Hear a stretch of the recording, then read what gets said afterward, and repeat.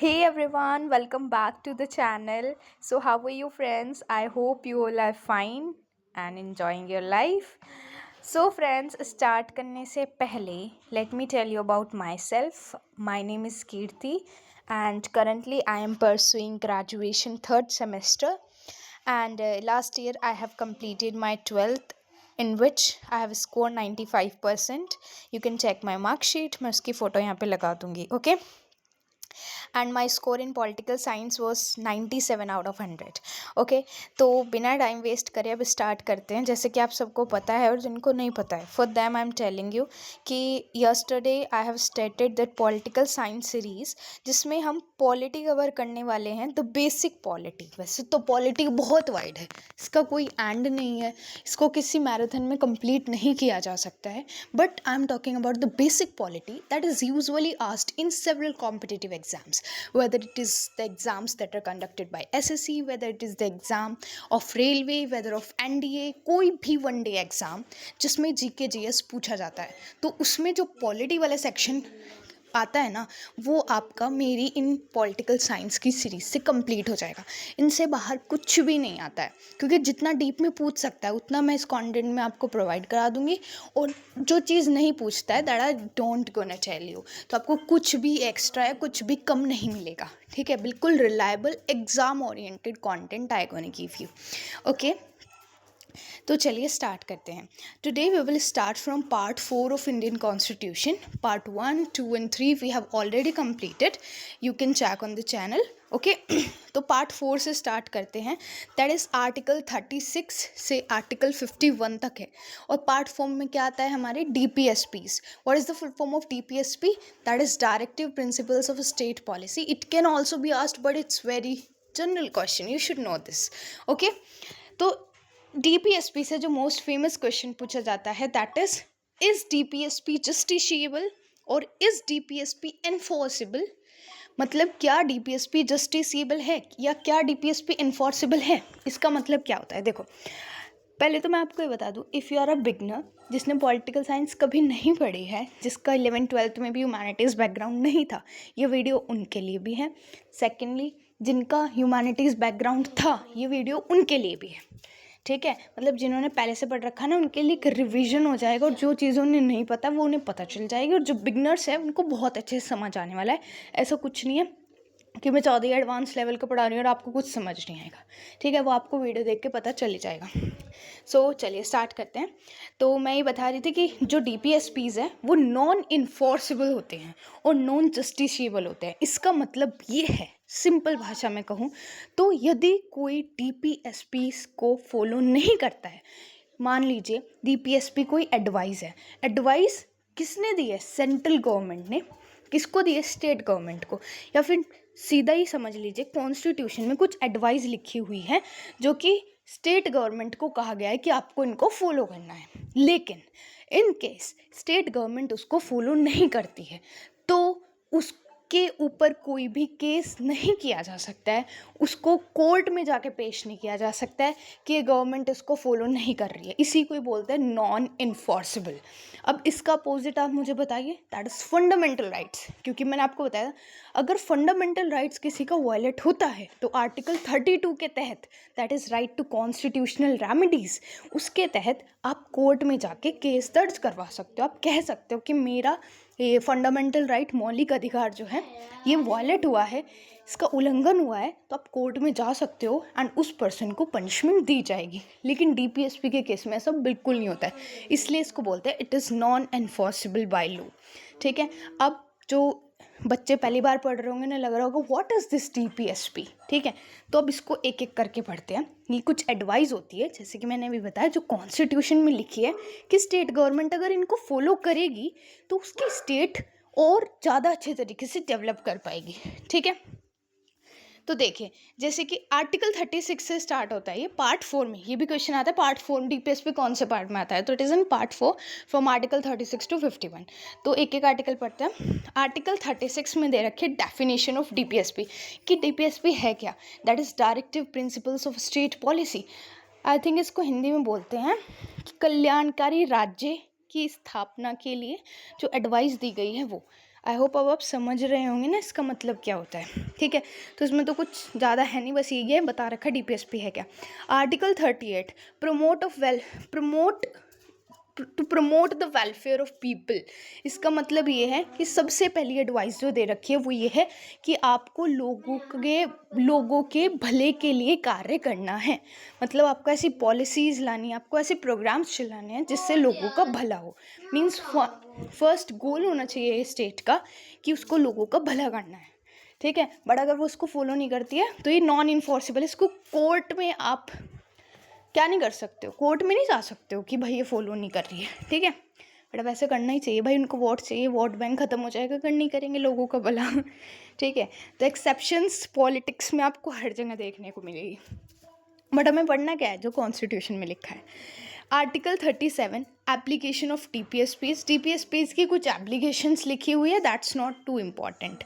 Now come to article 39A equal justice and free legal aid, कि एक ये advice दी गई है कि इक्वल जस्टिस होना चाहिए, कि एक स्टेट को क्या देखना है कि उसकी स्टेट के जितने भी लोग हैं उनको इक्वली न्याय मिले। ऐसा नहीं है कि किसी के साथ कुछ गलत हो रहा है या गलती किसी और की थी और सज़ा किसी और को मिले, तो उसको इस चीज़ को इंश्योर करना है एंड फ्री लीगल एड देनी है उनको, okay. Next article 40 organisation of village panchayat. So we were here article 40 organisation of village panchayat. तो इसमें बेसिकली क्या है फ्रेंड्स, ये दिया गया था कि हर एक विलेज को ना विलेज पंचायत फॉर्म करनी है। अब आप ये कहोगे कि आज के टाइम में मतलब विलेज पंचायत ऑब्वियसली सब में है, तो ये डीपीएसपी सब ने मान रखा है। तो ऐसा भी नहीं है कि डीपीएसपी अगर इन्फॉर्सेबल नहीं है तो कोई मानेगा नहीं, मानते हैं लोग। और सेकेंडली ये चीज़ आपको आगे पता चलेगी 73rd कॉन्स्टिट्यूशनल अमेंडमेंट एक्ट 1991 जब 1992 में पास होता है, तो विलेज पंचायत या फिर पंचायती राज सिस्टम यू कैन से, इसको कॉन्स्टिट्यूशनल दर्जा दे दिया जाता है और हर स्टेट को इसको फॉर्म करना पड़ता है, ओके। तो हर स्टेट इसको फॉर्म करते हैं, क्योंकि आपने महात्मा गांधी जी का फेमस कोट सुना होगा। उन्होंने कहा था कि अगर हम चाहते हैं हमारे नेशन की डेवलपमेंट हो, तो डेवलपमेंट किसी नेशन की बिल्कुल लोकल लेवल से स्टार्ट होती है, कि अगर हम अपनी विलेज को डेवलप कर दें तो नेशन भी डेवलप हो ही जाएगा, understand. Sorry. So come to next article 41 right to work education and it is I think public assistant. मतलब आपको काम करने का, पढ़ने का सब कुछ अधिकार है, ठीक है। बाद में फिर इसको फंडामेंटल राइट बना दिया जाता है, that is compulsory education for the children aged 6 to 14 years, ठीक है। बाद में ये फंडामेंटल राइट बन जाता है। Next article 42 just and human conditions of work and maternity relief. It's means कि अगर कोई इंसान आपके यहाँ आपकी कंपनी, इंडस्ट्री, स्कूल, कॉलेजेस कहीं पे भी वर्क कर रहा है, तो आपको उसके वर्क की जो कंडीशंस है उसको अच्छी रखनी है। ऐसे नहीं है कि आप उसको एक्सप्लॉइट कर रहे हो, ठीक है, क्योंकि आपको पता है राइट अगेंस्ट एक्सप्लॉइटेशन भी है, ओके। तो वो भी एक फंडामेंटल राइट है, तो उसके खिलाफ भी आप केस कर सकते हो। बट यहाँ पे क्या दे रखा है कि जस्ट मतलब अच्छी कंडीशन रखनी है आपको। अगर आप किसी से काम करवा रहे हो तो ये नहीं कि आप उसको परेशान कर रहे हो, okay. And maternity relief means like if women is pregnant, so उसको मैटरनिटी लीव भी देनी होती है, ठीक है। और गवर्नमेंट जॉब्स में सब में मिलती है, and in case of private jobs तो उनको देनी चाहिए because it is a DPSP, right. Article 43 living wages decent standard of life. It means कि अगर कोई आपके यहाँ काम कर रहा है तो आपको उसके काम का इतना तो उसको देना ही है कि वो अपना गुजारा कर ले, ठीक है। ऐसा नहीं कि आप उसे काम करवा रहे हो 24 घंटे और आप उसको सैलरी बहुत ज़्यादा कम दे रहे हो कि वो मतलब अपनी बेसिक नीड्स भी फुलफ़िल नहीं कर पा रहा है। तो लिविंग वेज होनी चाहिए और डिसेंट स्टैंडर्ड ऑफ लिविंग, कि वो एक, ये नहीं कहते हाई स्टैंडर्ड, बट एक डिसेंट स्टैंडर्ड अपनी लाइफ में मेंटेन कर सके, इतना तो कम से कम यार उसको दो ना, इतना तो बनता है ना। Next article 43A promotion of cottage industry. You know what is cottage industry? These are the small industry, very small industry. Like for an example, suppose you like stitching, ठीक है, आपको कपड़े सिलना अच्छा लगता है, ठीक है। तो आप क्या करोगे, आप पहले क्या करोगे, सीखोगे, ठीक है। आपने सीख लिया, आपको आ गया, अब आप क्या करोगे, अपनी फैमिली की ड्रेसेस, अपनी मदर की, अपनी सिस्टर की ड्रेसेस बना रहे हो, ठीक है, उसके बाद आप उसको सोचोगे कि ये एक प्रॉफिटेबल बिजनेस हो सकता है मेरे लिए, तो आपके पास और कपड़े आने लगे, ठीक है, स्टिचिंग के लिए, it become a business for you ना। तो अब आपके पास मतलब पूरे टाउन से, पूरे एरिया से, पूरे विलेज से कपड़े आ रहे हैं, तो it is like a cottage industry. तो ये एक DPSP है कि कॉटेज इंडस्ट्री को प्रमोट करना है, क्योंकि जितनी कॉटेज इंडस्ट्री होंगी उतना एम्प्लॉयमेंट बढ़ेगा, और जितना एम्प्लॉयमेंट बढ़ेगा उतना GDP ग्रोथ होगा, राइट। वो बात अलग है कि आज के टाइम में MNCs से MNCs GDP ग्रोथ कर रही है और एम्प्लॉयमेंट डिग्रेडेशन हो रहा है बिल्कुल। Okay, come to the next article 44। ये चीज़ याद रखनी है आपको, ये जो article 43A promotion of cottage industry है, 43A है ना कि 44। और A इसके आगे क्यों लगा, A भी इसके आगे लगता है, जो कि बाद में किसी अमेंडमेंट के थ्रू जोड़े जाते हैं, ठीक है।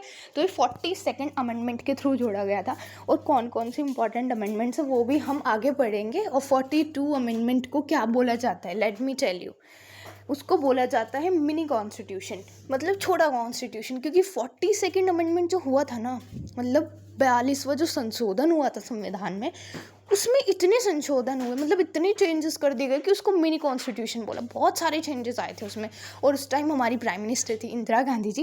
And it's my personal suggestion to you कि आप कभी टाइम निकाल के इंदिरा गांधी जी की स्टोरी अवश्य देखें, या तो आप यूट्यूब पे देख सकते हो, बट मैंने जहाँ से देखी है जो बेस्ट तरीका है that is class 12th NCERT book. उसमें आई थिंक 3 चैप्टर्स है, आप जस्ट वो पढ़ो and you will get to know how bold personality she bears. That was so interesting story. तो आप ज़रूर पढ़ना कि कैसे उन्होंने इमरजेंसी लगाई, कैसे मतलब पूरी कंट्री का माहौल बदल के रख दिया था एक अकेली लेडी ने। Okay, now come to the topic. Article 44 uniform civil code means UCC, जिसकी आज के टाइम में बहुत ज़्यादा चर्चा हो रही है, कुछ टाइम से बहुत ज़्यादा चर्चा में है कि यूनिफॉर्म सिविल कोड लागू करें या ना करें। सरकार कहती है लागू करना है, ठीक है, कुछ रिलीजन के लोग कहते हैं लागू नहीं करना है। देखो इसका मतलब क्या होता है, यूनिफॉर्म सिविल कोड मतलब एक ऐसा कानून जो हर धर्म के लिए समान हो। जैसे कि आप सबको पता है कि if you talk about Hindu religion, तो हिंदू रिलीजन में क्या होता है, उनके खुद के कुछ पर्सनल आप बोल सकते हो रूल्स एंड रेगुलेशंस है for marriage, for adoption, right. And if we talk about Muslim religion और इस्लाम रिलीजन, उनके खुद के अपने रूल्स एंड रेगुलेशंस है, like 3 divorce system. Have you heard about that? Obviously you should hurt, but ये हटा दिया गया था। I have not remember the year exactly, but ये हटा दिया गया था 3 डाइवोर्स सिस्टम, बिकॉज इससे बहुत ज़्यादा प्रॉब्लम क्रिएट हो रही थी, ठीक है।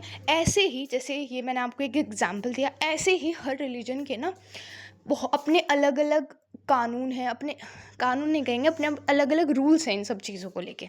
और यूनिफॉर्म सिविल कोड कहता है कि हर धर्म पे एक ही रूल लागू होना चाहिए, and according to me it's right, but वही है, दोनों साइड एक सिक्के के 2 पहलू होते हैं, पॉजिटिव भी साइड होती है, निगेटिव भी साइड होती है। हमें इस पर डिस्कशन नहीं करना है क्योंकि इस पर ऑलरेडी बहुत ज़्यादा डिबेट्स चल रही है, ठीक है। तो यूनिफॉर्म सिविल कोड मतलब क्या है, एक समान कानून जो कि सब पे लागू हो, ठीक है। ये आर्टिकल 44 में दे रखा है, ये DPSP है, इसलिए स्टेट्स इसको लागू नहीं भी कर रही है तो इसको कोर्ट में जाके चैलेंज नहीं किया जा सकता।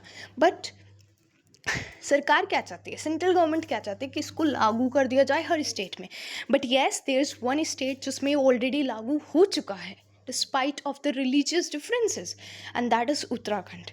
एंड इसका नाम आपको याद रखना है, अभी तक की सबसे पहली और एकमात्र स्टेट है जहाँ पे UCC लागू हुआ है, that is Uttarakhand. Okay, next article 45 provision of early childhood care and education, कि क्या है कि सपोज जो पेरेंट्स हैं उनके लिए ये कि व्हेन हिज और her child is at a childhood stage, obviously childhood stage का ही होता है, आई don't know what I am saying, कि मतलब जब बच्चा छोटा होता है तो उसकी केयर करना, it's advice from the constitution to the parents, ठीक है। एंड सेकेंडली जब वो बड़ा हो जाए, मतलब 2.5-3 साल का हो जाए, एज लाइक मेरा नर्सरी में एडमिशन हुआ था when I was just 2.5 years old, तो ऐसे मतलब उसको फिर पढ़ाना भी है, ठीक है, बस ये बात लिखी है। Next article 46 promotion of education and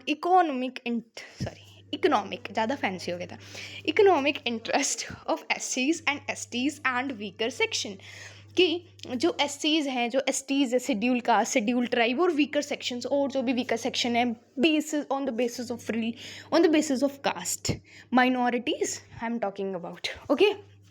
तो उनके एजुकेशनल और इकोनॉमिक इंटरेस्ट को आपको प्रमोट करना है। तो गाइस सिंपल सी बात है, कैसे प्रमोट होगा वो? रिजर्वेशन देके, जो कि सिर्फ 10 साल के लिए लागू करी गई थी, बट हर 10 साल बाद फिर से 10 साल के लिए बढ़ा दी जाती है। एंड आई डोंट थिंक कि इसका कभी कोई एंड होगा। अब ये सही है या नहीं, that is not the matter of discussion, okay. तो चलिए आगे बढ़ते हैं। Article 47, duty of state to raise level of nutrition and public health, कि राज्य की ये ड्यूटी है, उसकी रिस्पॉन्सिबिलिटी है, जिम्मेदारी है कि वो न्यूट्रिशन का लेवल बढ़ाए और पब्लिक हेल्थ पे फोकस करे। मतलब हेल्थ केयर सिस्टम अपनी स्टेट में उसको अच्छा रखना है। ये नहीं कि वो स्कूल्स तो इतने खोल दिए, कॉलेजेस इतने खोल दिए और हेल्थ केयर है ही नहीं, मतलब अगर कोई बीमार हो रहा है तो ठीक ही नहीं हो पा रहा है। ऐसा नहीं होना चाहिए यार, health is wealth. I hope you know it very well. Next, Article 48, Organization of Agriculture and Animal Husbandry. Agriculture और Animal Husbandry पे भी इसको क्या करना है, फोकस करना है स्टेट को, because agriculture is the backbone of Indian economy ना। चाहे वो बात अलग है कि 50% पॉपुलेशन एग्रीकल्चर पे डिपेंड है, लेकिन इसका जो GDP में कंट्रीब्यूशन है वो मात्र 14% है, ठीक है, वो चीज़ अलग है, ठीक है। बट एग्रीकल्चर पे फोकस नहीं करोगे तो आधी से ज़्यादा जनता भारत की कहाँ जाएगी भाई? वो एग्रीकल्चर के ऊपर तो डिपेंड है। अगर एग्रीकल्चर नहीं तो एनिमल हस्बेंड्री तुम्हें पता होगा ना, पशुपालन, ठीक है। और मिक्स्ड फार्मिंग पता है, जिसमें लोग फार्मिंग भी करते हैं एंड पशुपालन भी करते हैं। लाइक वो गाय रखते हैं, बुफेलोज रखते हैं, फिर उनका जो मिल्क होता है वो बेचते हैं, इट्स कॉल्ड एनिमल हस्बेंड्री। या फिर वो शीप रख रहे हैं, वो गॉट्स रख रहे हैं एंड उनसे पैसा कमा रहे हैं, it's animal husbandry, right. Next, article 48A। आप समझ गए होंगे ना आप अब तक इतनी वीडियो में तो कि 48A लिखा है तो किसी अमेंडमेंट के थ्रू जोड़ा गया है, और किसके थ्रू? हमारा mini constitution 42nd constitution amendment act के थ्रू। और इसमें क्या दे रखा है? Protection and improvement of environment and forest and wild life, कि हमें अपने इन्वायरमेंट मतलब अपने पर्यावरण को इम्प्रूव करना है, फॉरेस्ट को प्रोटेक्ट करना है, वाइल्ड लाइफ को प्रोटेक्ट करना है, जो कि आज के टाइम में बहुत ही नेसेसरी हो गया, इसलिए इसको जोड़ा गया है, ठीक है। क्योंकि आपको पता है ना, लोग क्या करते हैं, जंगल काट के फैक्ट्री खड़ी कर देते हैं यार। तो अच्छा, जंगल काट दिया तुमने, पहली गलती तो यही करी, तुमने पेड़ काट दिए, कुछ तो वैसी ग्लोबल वार्मिंग बढ़ी। दूसरी गलती करी, वहाँ पे रहने वाले जानवर अब कहाँ जाएंगे? तो वाइल्ड लाइफ को प्रोटेक्ट करना है, फॉरेस्ट को भी और इन्वायरमेंट को भी। क्योंकि तुम लोग यार AC तो नहीं यूज़ कर रहे हो, क्लोरोफ्लोरोकार्बन इतना ज़्यादा इसका यूसेज तुम बढ़ा रहे हो ना कि हमारी ओजोन लेयर में छेद होने को हो गया, ठीक है। तो इन सब चीज़ों पे फोकस करना है हमें, because being educated we are using such things. It's like in Hindi it says पढ़े लिखे अनपढ़। Next is article 49, protection of monuments and national, I don't know what it is, मैं अपनी शॉर्ट फॉर्म समझ नहीं आ रही, कोई बात नहीं, हम आपको बाद में बता दूँगी। तो पहले इतना देखते हैं कि हमें मॉन्यूमेंट्स को प्रोटेक्ट करना है, ये भी एक एडवाइस है। मॉन्यूमेंट्स क्या? जो हमारी पुरानी बनी हुई बिल्डिंग्स है, लाइक हमारा ताजमहल, हमारा लाल किला, हमारा कुतुब मीनार, और भी जितने भी मॉन्यूमेंट्स हैं, हमें उनको प्रोटेक्ट करना है ताकि हम अपनी हिस्ट्री से कनेक्टेड रह सके। Next, separation of judiciary from executive. So article number 50, separation of judiciary from executive. Executives कौन होते हैं? जो एग्जीक्यूट करते हैं लोगों को, ठीक है। और लेजिस्लेचर कौन होते हैं? जो लोग बनाते हैं। और जुडिशरी कौन होती है? जो इन तीनों पर चेक रखती है कि बैलेंस रहे सब चीज़ें, कुछ गड़बड़ ना हो जाए। जुडिशरी मतलब कोर्ट यार, high court, supreme court, okay. तो इसमें क्या दे रखा है कि एग्जीक्यूटिव को ना आपको जुडिशरी से अलग रखना है, बिल्कुल इनको जुड़ने नहीं देना है। जुडिशरी एग्जीक्यूटिव के ऊपर कभी डिपेंड नहीं होनी चाहिए। मतलब अगर ऐसा हुआ तो आप ये बताओ कोर्ट के फ़ायदे क्या? फिर तो जो लोग पावर में हैं अगर वो गलती भी करेंगे तो वो नहीं आएगी यार सामने, ना ही उनको सज़ा मिलेगी। तो जुडिशरी जब तक इंडिपेंडेंट है ना, तब तक देश सही चलता रहेगा। तो जुडिशरी को इंडिपेंडेंट ही रहने देना चाहिए, उसके डिसीजंस में किसी का इंटरफेरेंस नहीं होना चाहिए, उसको बायस्ड नहीं बनाना है। I hope it is clear to you. Next, article 51, that is promotion of international peace and security, कि हमें इंटरनेशनल पीस और सिक्योरिटी को प्रमोट करना है। इसका मतलब ये है हमें बेवजह किसी देश से जाके झगड़ा नहीं मोल लेना है कि आओ, ये मतलब कोई बात हुई नहीं और कह दे कि आओ हम भी हथियार लेके, अरे तुम भी देख के किस में कितना है दम। तो ऐसी कोई सिचुएशन नहीं क्रिएट करनी है, इंटरनेशनल पीस में अपना पूरा पूरा योगदान देना है। ओके, नेक्स्ट, यस तो यहाँ पे सॉरी इट वाज आर्टिकल 51 ना, तो आर्टिकल 51 तक ही था ना part 4, from article 36 to 51। Okay, तो बस लास्ट में चीज़ याद रखनी है कि पूरे डीपीएसपी में 4 अमेंडमेंट्स हुए हैं। ठीक है, ये क्वेश्चन भी क्योंकि एक बार आया था। ठीक है, यहाँ पे हमारा पार्ट 4 कंप्लीट होता है। एंड जो फंडामेंटल ड्यूटीज़ आप आगे लिखा हुआ देख रहे होंगे ना, और इस पे ऊपर लिखा है पार्ट 4A, आई होप समझ गए होंगे यार इसका मतलब क्या है।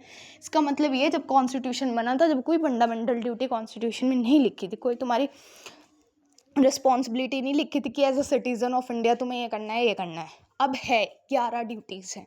ठीक है, इसलिए इसको पार्ट 4A में जोड़ा गया है, वरना ये पार्ट 5 होता ना। तो इस पार्ट 4A को हम नेक्स्ट वीडियो में डिस्कस करेंगे।